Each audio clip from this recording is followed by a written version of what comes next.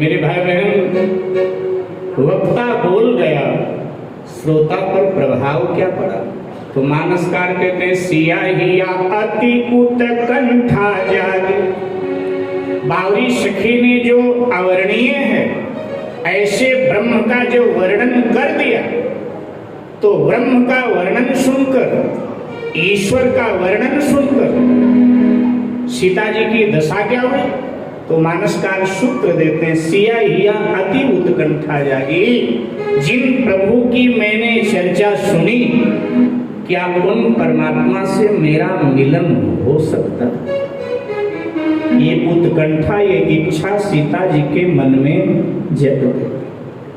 काश ये इच्छा हमारे मन में भी जगे कि जिन भगवान की हम कथा गाते हैं, जिन भगवान की हम कथा सुनते हैं, जिन भगवान के धाम की हम यात्रा करते हैं, जिन भगवान के नाम का हम जप करते हैं, जिन भगवान के दर्शन करने के लिए दौड़े दौड़े हम मंदिर में जाते हैं, क्या वो भगवान कभी हमें मिले? तो ये प्रश्न ही हमारे उद्धार का कारण बन जाएगा। ये प्रश्न ही उद्धार का कारण। उत्कंठा तो हुई हमारे मन में भगवान को पाने की, तो सिया हिया अति उत्कंठा जाए, इच्छा जगी भगवान से मिले। और अब किशोरी जी ने क्या किया? चली अग्रकरी पुण्य सखी सोई। उसी बावरी सखी को आगे किया, किधर है भगवान, किधर है, मुझे भी दर्शन करा। जैसे इतना कहा, बावरी सखी ने कहा, आजा मेरे पीछे पीछे। आगे आगे बावरी सखी, ये सदगुरु की भूमिका में है, आगे आगे बावरी सखी, उसके पीछे किशोरी जी, और किशोरी जी के पीछे 7 सखियां और चल रही। बड़ी उतावली है माँ भगवान के दर्शन के लिए।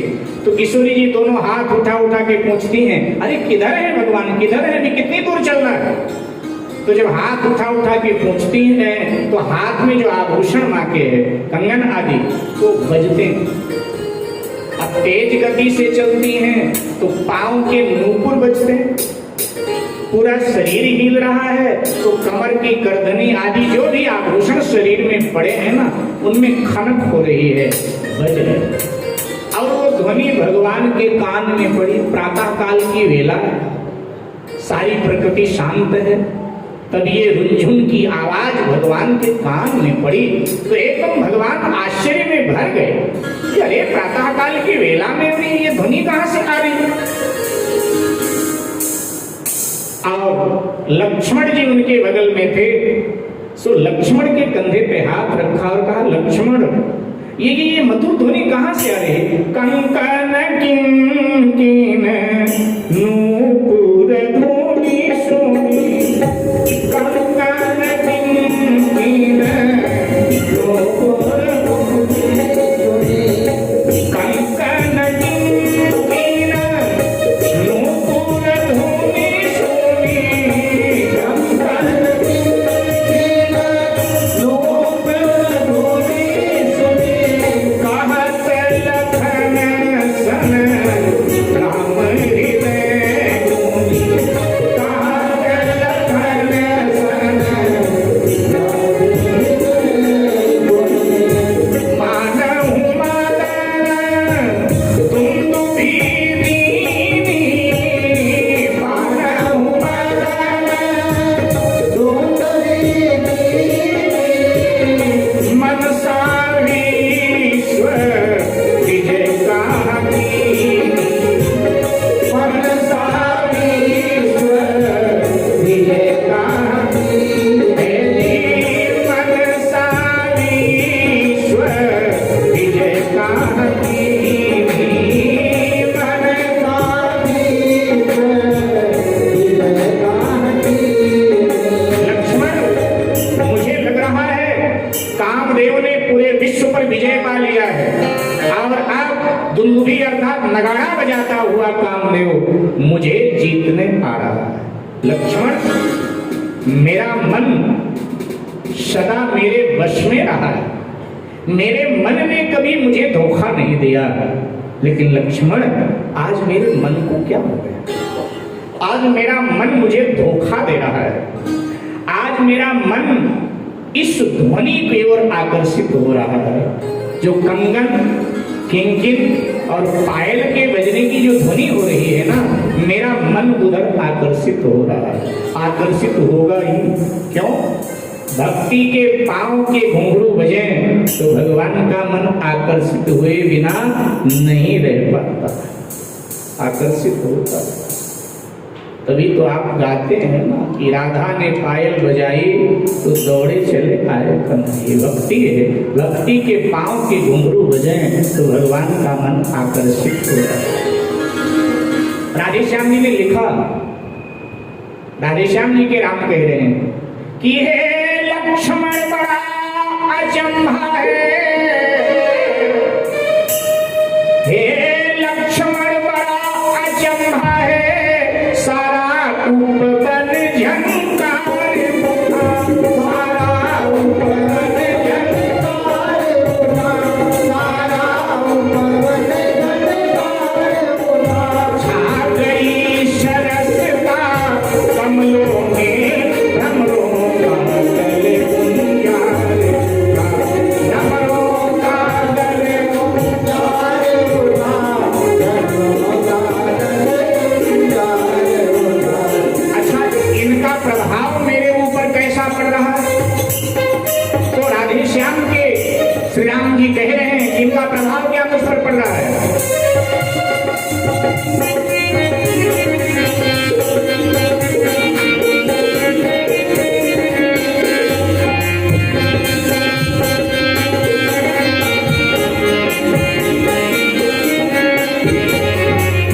जिन कानों ने उपदेश सुने, जिन कानों ने हाथ दिखाइए, जिन कानों ने उपदेश सुने, जिन कानों ने उपदेश सुने, उनके अब रंग निराले हैं, उनके अब रंग निराले हैं, उनके अब रंग निराले हैं, जो नैन लजीले रहे सदा, वो दिशे देखने वाले हैं, जो नैन लजीले रहे सदा, वो दिशे देखने वाले हैं, वो दिशे देखने वाले हैं, वो दिशे देखने वाले हैं। लक्ष्मण, मेरे कानों ने सदा उपदेश सुने हैं, लेकिन आज तो मेरे कानों के भी रंग निराले हैं। आज तो ये कुछ और सुनना चाहते हैं। मेरे नैन सदा लजीले रहे हैं लक्ष्मण, लेकिन आज मेरे नैन किसी को देखना चाहते हैं। ये चर्चा लक्ष्मण जी किससे कर रहे हैं? किससे कर रहे हैं? क्षमा करें, चर्चा राम जी किससे कर रहे हैं? लक्ष्मण जी से कर रहे हैं। तो ये चर्चा राम जी कर ही रहे थे, इतने में किशोरी जी एकदम सामने आ गए। दूरी काफी है, लेकिन एकदम सामने। राम जी की दृष्टि किशोरी जी पर गई, और जैसे राम जी की दृष्टि किशोरी जी पर गई, दशा क्या हुई सरकार? बाबा जी लिख देते कि आशिका ही पूनी, आशिका जो ऊपर आप गा रहे थे, कंकन किन नूपुर धुन सुनि कहत लखन सुन राम हृदय गुनि, मानो मदन दुंदु भीरी मनसा विसूर्य कंकिनी। इतना भगवान बोल पाए थे, और सामने दृष्टि डाली, घटना घट गई। बाबा जी कह देते हैं कि आशिका ही पूनी चीता ये के होरा, सिया मुख ससी भय नयन जगोरा, सिया मुख ससी भय नयन जगोरा, सिया मुख ससी भय नयन जगोरा, सिया मुख ससी भय नयन जगोरा। भय विलोचन चारु अचंचल, मनमोहन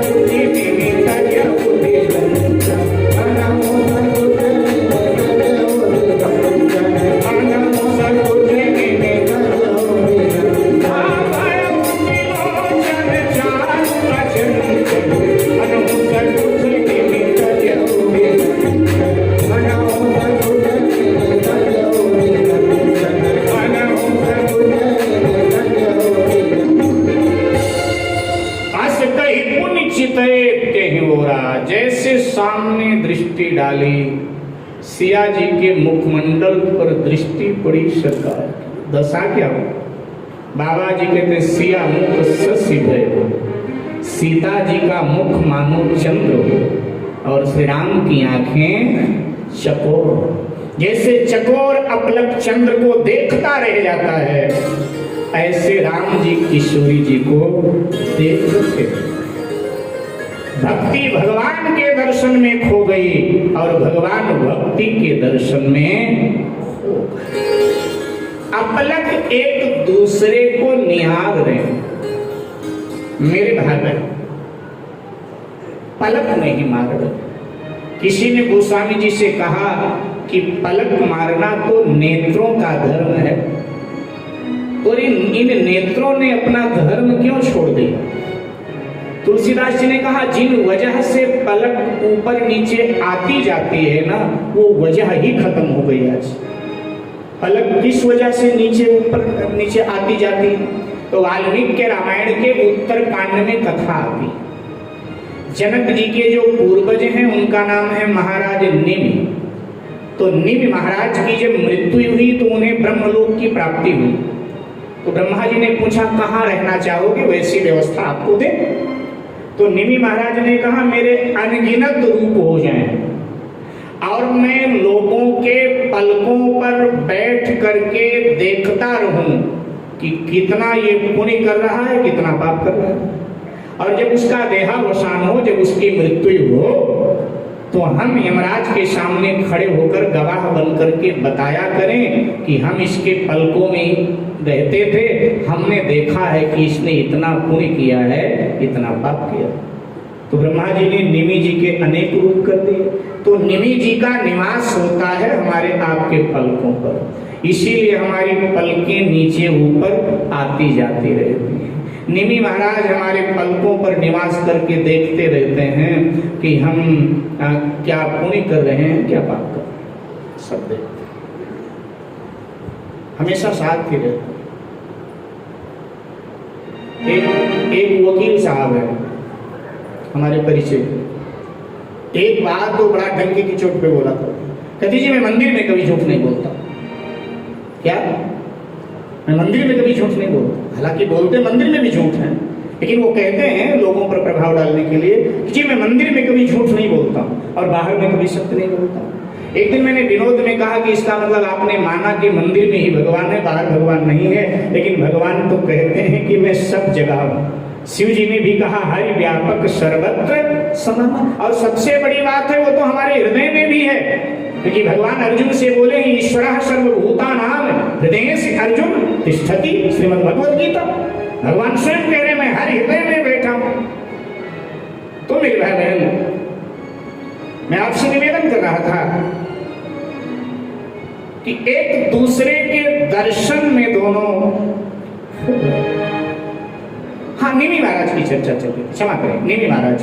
तो निमि महाराज हमारे आपके आंखों पर बैठे रहते, इसलिए हमारी पलकें नीचे ऊपर गिरते रहते।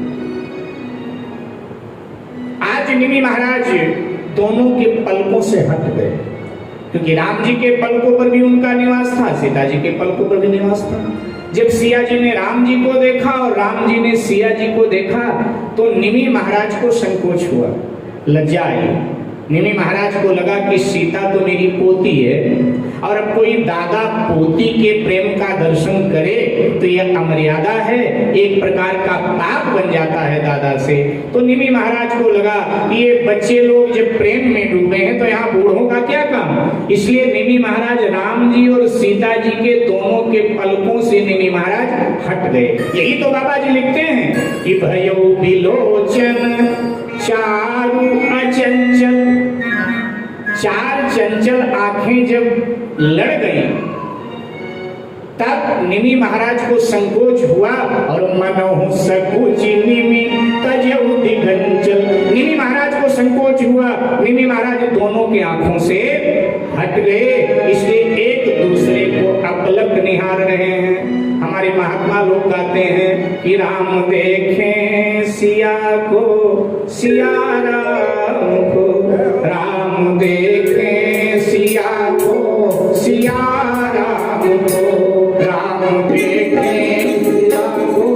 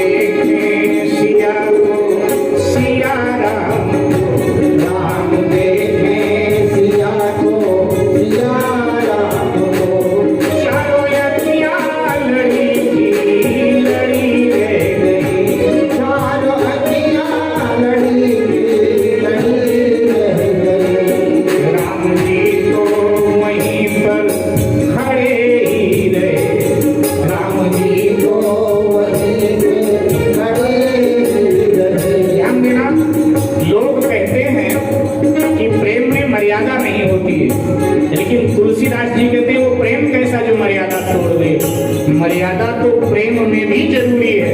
और तुलसी के राम, तुलसी के सीता, प्रेम में भी मर्यादा का ध्यान रखें। इसलिए राम जी आगे नहीं बढ़े, एक मर्यादा की रेखा में खड़े रह गए।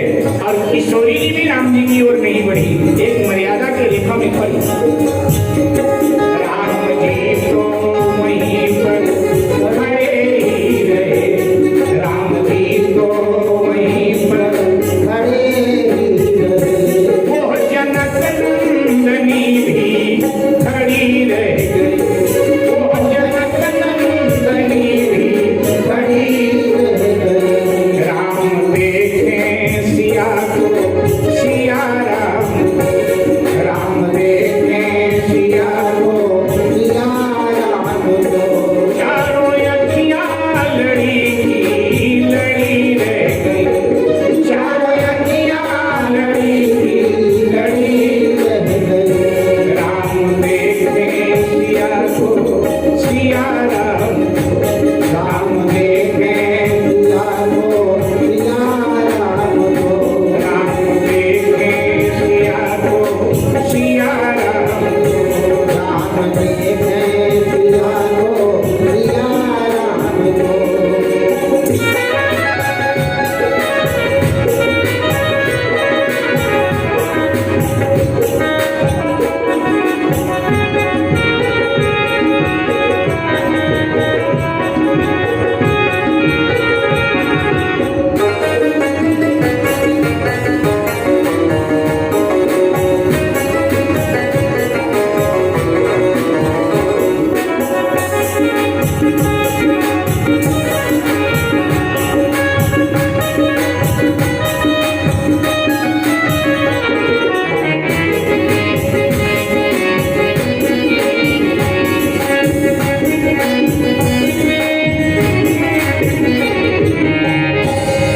बड़ी देर के बाद में सरकार को अपने शरीर की अवस्था का भान हुआ। लक्ष्मण जी बगल में ही खड़े थे। पुनः लक्ष्मण जी के कंधे पे हाथ रखा और कहा, लक्ष्मण सामने देखे, जो सखियों से घिरी हुई खड़ी है, यही जनक तनया सीता है। कल इसी के भाग्य का फैसला होने वाला है और इसी को लेकर के ही धनुष यज्ञ रचाया है महाराज जनक ने। प्रभु ने अपनी बोली में कह दिया, लक्ष्मण ताते जनक तनया ये सो, धनुष यज्ञ कारण होई, धनुष यज्ञ कारण होई। कोई सखी लैया करत प्रकाश विरहे फुलवारी, करत प्रकाश विरहे फुलवारी। एहि जासु विलोकी अलौकिक शोभा, सहज पुनीत मोर मन शोभा, सहज पुनीत मोर मन शोभा। रघुवंशी नक्कर सहज सुभाऊ, अनुपम जगत करई नमः, अनुपम जगत करई नमः। मोहि अतिशय प्रतीत मन के, यही सपनों पर नारी मेरी, यही सपनों पर नारी मेरी। आकाश जनक तनया ये सोई, धनुष यज्ञ कारण होई, धनुष यज्ञ कारण होई। धनुष यज्ञ कारण होई। सखियां इसको भवानी की पूजा कराने के लिए बाग में बने मंदिर में लाई थी और ये अपने प्रकाश से दसों दिशाओं को प्रकाशित करती हुई बाग में भ्रमण करने के लिए आई। लक्ष्मण, आज मेरा मन मेरे पास नहीं। मन कहाँ चला गया ठाकुर जी? कह रहे हैं कि मेरा मन जनक तनया किशोरी जी में गई, मेरा मन मेरे पास नहीं।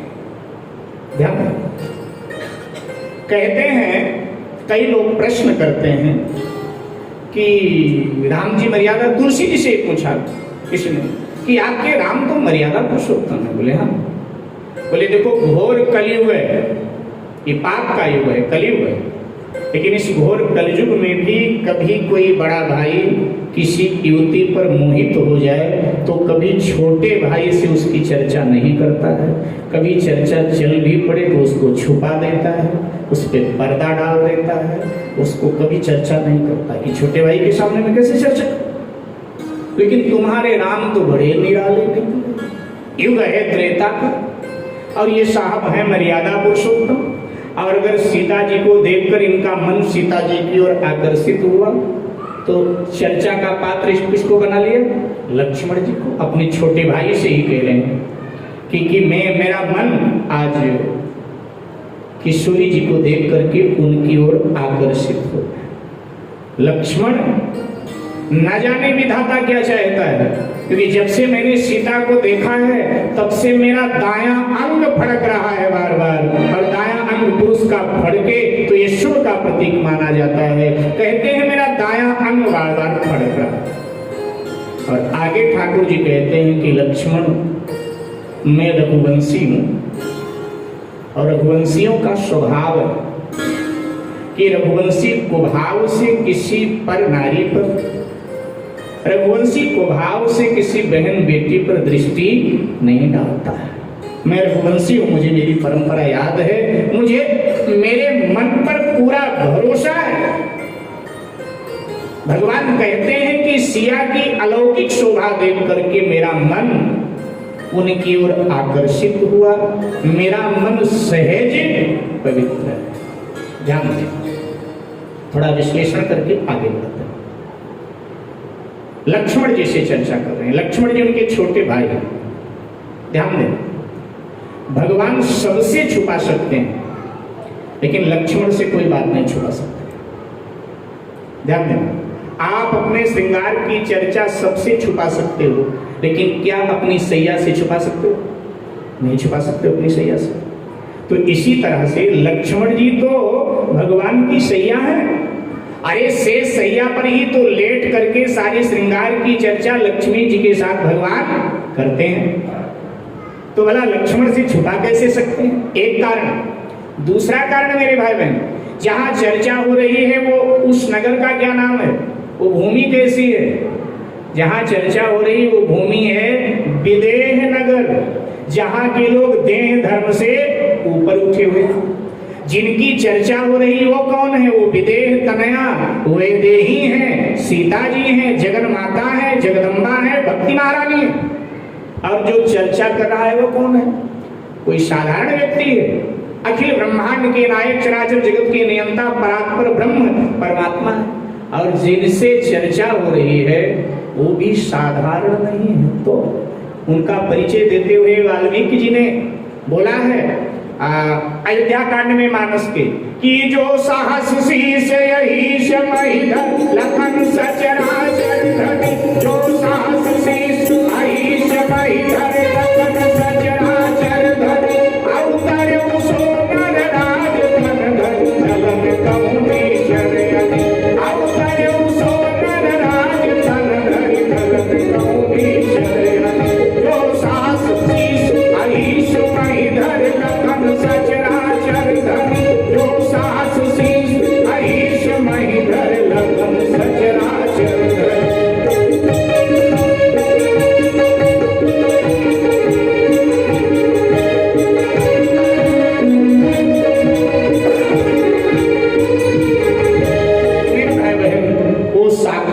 शेष नारायण है। कहने का अभिप्राय सारी की सारी चर्चा देह धर्म से ऊपर की है। जब भगवान ये चर्चा लक्ष्मण जी से कर रहे थे तो लक्ष्मण जी भगवान का हाथ पकड़ करके अपनी ओर घसीटने लगे, इधर आओ इधर आओ। भगवान ने कहा कहाँ ले चल रहा है? इतने में तो लक्ष्मण जी भगवान का हाथ पकड़ कर ले आए लता कुंज में, और सुंदर सुंदर फूल माला बना बनाकर भगवान को सजाने लगे। भगवान ने कहा लक्ष्मण ये क्या कर रहा है? लक्ष्मण जी ने कहा आप चुप रहो, मैं आपका पुजारी हूँ, दर्शनार्थियों को जब मंदिर में आना होता है, पुजारी अपने भगवान का श्रृंगार करता है, मुझे मेरा काम करने दो। बोले यहाँ कौन से दर्शनार्थी खड़े हैं भाई? लक्ष्मण जी का कमाल है, मिथिला की 8 सखियां आकर के खड़ी हैं दर्शन के लिए और कह रहे कौन खड़े? चुप रहो महाराज, श्रृंगार कर। उधर राम जी को देखने के बाद में किशोरी जी ने अपनी आंखें बंद कर दी। बड़ी देर हो गई, सखियों ने कहा किशोरी जी आंखें खोलो। व्यंग कर रही सखियां, ये मंदिर नहीं है, ये बाग में खड़ी हो, ध्यान तो मंदिर में किया जाता है, लगता है तुम यहाँ खड़ी खड़ी ना देवी माँ का ध्यान कर रही हो, व्यंग कर रही, माने मजाक कर रही हो। आंख खोलो। सीता जी कहती नहीं, आंख नहीं खोलूंगी। आखिर क्यों? सीता जी ने कहा डर लग रहा है। क्यों डर लग रहा है? सीता जी ने कहा जिन आंखों से भगवान का सांवरा स्वरूप मैंने अपने हृदय में पधराया है, मुझे डर लग रहा है मैं आंखें खोलूं। जिन आंखों से भगवान मेरे हृदय में आए हैं, उन्हीं आंखों से निकलकर भगवान बाहर न चले जाएं, इसलिए दीने पलक कपाट सयानी। गोस्वामी जी कहते इसलिए सयानी सीता ने अपनी आंखें बंद कर लिया। सखियों ने कहा सुनो, देर भी हो रही है, अभी पूजा भी तुम्हें पूरा करना है, पूजा तुम्हारी पूरी नहीं हुई है, इसलिए आंख खोलो, चलो पूजा पूरा करो, फिर घर चलती हैं, कल फिर इसी समय आएंगी और ये भी तो आएंगे फूल लेने, तो इनका दर्शन कल फिर हो जाएगा। जब इस तरह से कहा, सब कुछ सिए तब नयन उघारे, संकोच में आकर सीता जी ने आंखें खोला और आंख खोल करके जब सामने दृष्टि डाली तो भगवान दिखाई नहीं पड़े। और जब भगवान दिखाई नहीं पड़े तो सीता जी बड़ी बेचैन हो गई कि भगवान गए कहाँ? अभी अभी तो मैंने भगवान का दर्शन किया था, आंखें बंद किया, इतने में भगवान गायब हो गए, क्या दोबारा इन आंखों से भगवत दर्शन मुझे होगा? सीता जी को चिंता हुई। चितवत चकित चहु दिश सीता, कहाँ गए नृप किशोर मन चिंता। चिंता हुई। तो किसी ने तुलसीदास जी से पूछा, महाराज एक बात बताओ, चिंता हमको हो तो गाली देते हो हमको कि चिंता सांपिन को नहीं खाया, हमको तो गाली देते हो हमको चिंता हो तो, लेकिन चिंता तो तुम्हारी किशोरी जी को भी हुई, उनकी पूजा आरती करते हो, कथा गाते हो, हमको चिंता तो गाली देते हो, अच्छे महात्मा हो। बोले भैया किशोरी जी के चिंता में तुम्हारी चिंता में अंतर। किशोरी जी जैसी चिंता अगर हमको बन जाए तो चिंता हम ये चिंतामणि बन जाएगी और हमारे उद्धार का कारण बन जाएगी। हमें चिंता जगत की है और किशोरी जी को चिंता जगदीश की है। हमको चिंता है कि हमारी कोठी कब बनेगी, हमारे कोठी में मकराना वाला पत्थर कब लगेगा, हमारे बिटिया के लिए बढ़िया घर पर कब मिलेगा, बेटे के लिए बढ़िया बहू कब आएगी, हमारे फैक्ट्री का घाटा कब पूरा होगा, पड़ोसी का सत्यानाश कब होगा। हमें तो ये चिंता सताती है। लेकिन सीता जी को चिंता क्या है? सीता जी को चिंता, अभी अभी मैंने भगवान का दर्शन किया था और मैंने आंख बंद किया, भगवान कहाँ चले गए? क्या ये चिंता हमको होती है कि उम्र बीत गई, 50 के हो गए, 51 के हो गए, 65 के हो गए, 70 के हो गए, प्रभु आज तक स्वप्न में ही भी आपका दीदार नहीं हुआ। चलो मैं मानता हूँ संसारी हूँ, कलयुग का प्राणी हूँ, लेकिन कलयुग में भी कईयों को आपने दर्शन दिया है। चलो उस श्रेणी में मैं नहीं हूँ तो कम से कम कभी कभी तो मैं भी आपको याद करता हूँ, स्वप्न में ही प्रभु मुझे अपना दीदार दीजिए, क्योंकि अब तो आयु बीत रही है, अब तो चला चली की वेला आने वाली है। क्या ये चिंता कभी हमको सताती है? नहीं सताती। लेकिन सीता जी को चिंता, मानसकार लिख देते हैं कि चितवाती चकित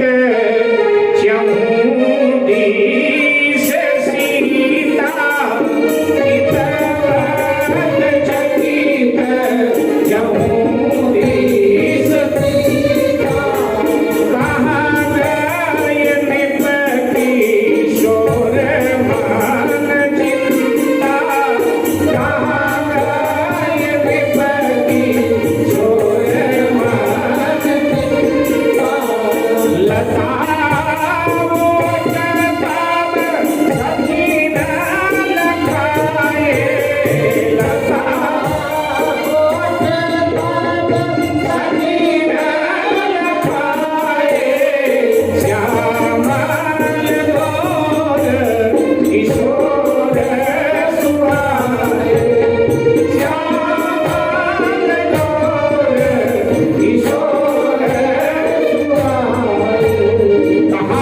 कहाँ गए? जब बहुत बेचैन हुई किशोरी जी तो बावरी सखी साथ में थी ना, बावरी सखी ने लता उठाया, लता ओट तब सखी ने लता उठा दिया। किशोरी को देखो भगवान खड़े हैं, सदगुरु की भूमिका में है। जब शिष्य राम दर्शन के लिए बेचैन होता है तो सदगुरु माया का पर्दा हटाकर शिष्य को राम दर्शन करा देता है। किशोरी जी ने दोबारा राम दर्शन किया मेरे घर में, और जैसे किशोरी जी ने दोबारा राम दर्शन किया तो और चिंता में डूब गए। किशोरी जी ने देखा राम जी फूल तोड़ रहे हैं और राम जी के माथे से पसीना बह रहा है जोरदार। जो तिलक लगा था ना राम जी के माथे पर, वो पसीने में धुल गया। अच्छा, जून का महीना हो, ध्यान दें, मई जून का महीना हो और प्रातः काल कोई किसी बाग में फूल तोड़ रहा हो, उसको पसीना आए तो कोई आश्चर्य नहीं। लेकिन मगसिर का महीना हो और सुबह का समय हो प्रातः काल का, और कोई बाग में फूल तोड़े पसीना आए तो आप आश्चर्य करोगे कि नहीं करोगे? आप पसीना देखोगे तो उसको लेकर के हॉस्पिटल भागोगे कि इतनी सर्दी में पसीना। तो राम जी को सर्दी में पसीना आ रहा है। भाल तिलक श्रम बिंदु सुहाए। सीता जी आश्चर्य में भर गई और मन ही मन कहने लगी, हे परमात्मा, मैंने इस राजकुमार का पहला दर्शन किया, तभी मैंने संकल्प ले लिया कि अगर मैं पति के रूप में किसी का वर्ण करूंगी तो इसी राजकुमार का करूंगी। लेकिन ये राजकुमार तो बड़ा नाजुक है, ये तो बड़ा कोमल है। जब इसको फूल तोड़ने में पसीना आता है तो भगवान शंकर का कठोर धनुष कैसे तोड़ेगा? और अगर ये भगवान शंकर का कठोर धनुष तोड़ नहीं पाएगा तो मेरे पिताजी किसी भी हालत में मेरा विवाह इससे करेंगे नहीं, क्योंकि उनकी भी तो प्रतिज्ञा है और मैंने भी प्रतिज्ञा कर लिया। हे परमात्मा, मेरे भाग्य में तूने क्या लिखा था? चिंता हुई मेरे घर, पसीना। तुलसीदास जी से पूछा गया पसीना क्यों आ रहा? तुलसीदास जी का पूछ लेता हूँ। राम जी से पूछा कि सरकार पसीना क्यों आ रहा था सुबह सुबह आपको? शंकर जी का कठोर धनुष जिसको 10,000 राजा नहीं तोड़ पाए, यूं ही आज अपने बीच से चटका दिया। लेकिन सुबह सुबह जनक जी के बाग में जब आप फूल तोड़ रहे थे तो पसीने में एकदम भीगे जा रहे थे, आपको बड़ा पसीना आ रहा था, मामला क्या था? भगवान ने तुलसीदास जी से कहा, देखो बाबा, शंकर जी का धनुष अहंकार का प्रतीक था और फूल कोमल दिल का प्रतीक है। अहंकारी को मैं ही बीच से तोड़ देता हूँ, मुझे कोई मेहनत नहीं करना पड़ता है, लेकिन कोमल दिल को तोड़ने में बाबा कई बार मुझे भी पसीना आ जाता है। मैं कोमल दिल नहीं तोड़ पाता हूँ, अहंकारी को तो यही तोड़कर फेंक देता। लेकिन मिथिला वाले बीच में पहुंच गए। मिथिला वालों ने कहा, हमारे यहाँ पसीना आ रहा था मिथिला में ठाकुर जी को, और तुम तुलसीदास जी से पूछ रहे हो? हम बताएंगे पसीना क्यों आ रहा। बोले तुम भी बताए दो भैया। तो मिथिला के एक संत हुए हैं, यहाँ के तमाम लोग उनसे परिचित हैं, मामा जी, बक्सर वाले मामा जी। तो बक्सर वाले मामा जी ने बड़ा सुंदर भाव दिया है। बक्सर वाले मामा जी कहा करते थे कि भाई राम जी को पसीना क्यों आ रहा था? तो बक्सर वाले मामा जी कहते थे, देखो भैया, शेर को जब सवा शेर मिलता है ना तो शेर को पसीना आता ही। बोले सवा शेर कौन मिल गया? बोले कल राम जी जब जनकपुर का दर्शन करने गए थे ना तो सारे जनकपुरवासी राम के सौंदर्य को देखकर मोहित हो गए थे उनके ऊपर। तो राम जी बड़ा गर्दन उठाकर चल रहे थे मचल करके कि मेरे जैसा विश्व में कोई सुंदर नहीं है, जो मेरी ओर देखता है आकर्षित हो जाता है। लेकिन मामा जी कहते थे अगले दिन प्रातःकाल जब उन्होंने हमारी जीजी को देखा, सीता जी को अपनी बड़ी बहन मानते थे, कहते थे जब हमारी जीजी को देखा प्रातःकाल ना, तो जब जीजी के सौंदर्य को देखा तो राम जी को लगा कि इनके सामने तो मैं जीरो हूँ, कुछ भी नहीं हूँ। तो जब सवा शेर दिख गया तो राम जी को पसीना आना ही था। मिथिला की सखियां गाती भी हैं, वो आगे की लीला में आएगा, वो गाती भी हैं इस बात को लेकर। जब सरकार भोजन करने जाते हैं ना ब्याह के बाद आंगन में, तो मिथिला की सखियां व्यंग करती हुई पूछती हैं कि उस दिन सुबह सुबह क्या हो रहा था आपको? अरे झूठे लीलार से पसीना ललन का